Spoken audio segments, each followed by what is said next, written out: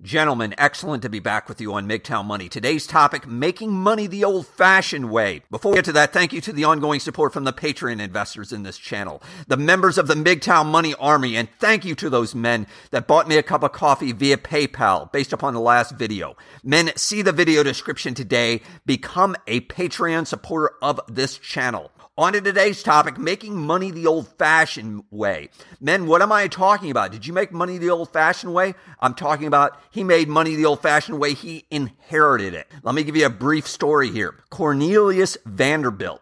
Some Americans may be familiar with that name. That name goes back generations. That name was one of the pinnacles of American family fortunes. Approximately 1810, Cornelius Vanderbilt, the first, had no money. He was penniless in New York. He was just a young child. By 1875, Cornelius Vanderbilt was one of the richest, if not the richest man in the entire world. Yes, he went from nothing to that extreme amount of money. He passed along the money to his son, and his son peaked their wealth approximately 10 years later at roughly today $5 billion. So his family went from zero wealth to $5 billion in today's dollars in approximately 80 years. Amazing. However, men, this is where it gets important. Less than 50 years later, after the family had the $5 billion, less than 50 years later, the descendants are penniless. The money is gone. There is no more money. By the way, see the video description today. I'm including an Amazon link to an excellent book, Fortune's Children, about this. It is terrific. And furthermore, this ties into a subject idea that one of the commenters left regarding, what do I do if I get an inheritance? What do I do if I get some sort of a large sum of money, or even if it's a small amount of money? Regardless, men, if you get $1,000, $100,000, $1 billion, it's going to be the same principles. It's going to be the same ideas. Listen up carefully to what I'm about to tell you. 1, don't do anything with your inheritance. Don't spend it. Don't make any major purchases. Don't make any large investments.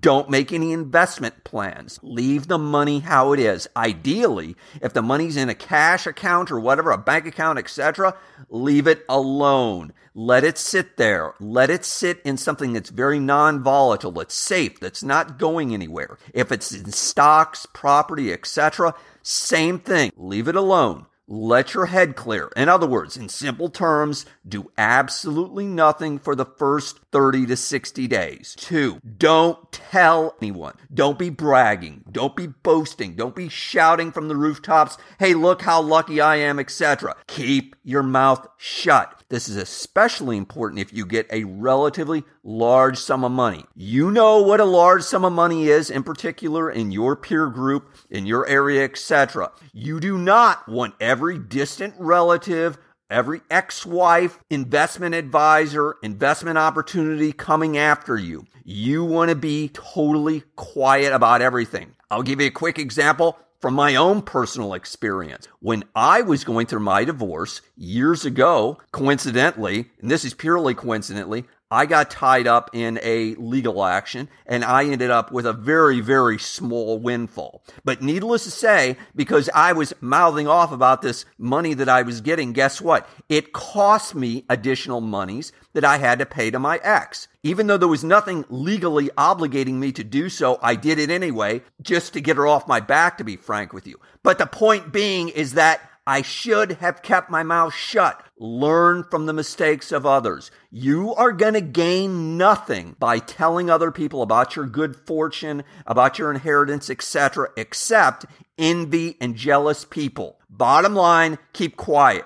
3, move slowly with your investment decisions on your newfound money, on your windfall. Not all investments are appropriate for all people. As I've mentioned in the past, different personalities require, in my opinion, or should be using different investment types, different investment vehicles. Again, go back and listen to that video that I did before. Furthermore, at the very least, spread the money around. Put it in multiple non-correlated asset classes. What do I mean by that? I mean, put it in different things that don't rise and fall together. Don't put it all in the stock market and just say, well, I'm, quote, diversified in the stock market because I'm in different stocks. No, put it in stocks, put it in bonds, put it in gold, put it in different things, put it in real estate, put it in different things, totally different asset classes. Also, depending upon your personal circumstances, depending upon your financial circumstances, depending upon how much money you're getting, you might want to consider boosting your monthly cash flow. Again, this is going to be unique to you, but maybe you want to purchase dividend-paying stocks, and that would give you some sort of 3-month payout, for example, a quarterly payout. Or maybe you want to do some sort of with tax-free bonds, etc. The point being is that depending upon your circumstances, maybe you want to boost your monthly cash flow. Quick summary, men. This good fortune, this good luck that you've gotten, which is fantastic, is probably a one-time event. In other words, you're like one of those bands that has a one hit. You are a one-hit wonder, which is fantastic. You should celebrate it. However, know this. It's unlikely. It's probably never going to be repeated in your entire life. Therefore, you need to be very, very careful. In simple terms, about 80% of all your money that you earn through your entire life is only going to be earned in about 20% of that time. In other words, men, don't blow it. You only need to get rich once. Gentlemen, hit the like button if you found this profitable. John Galt, out.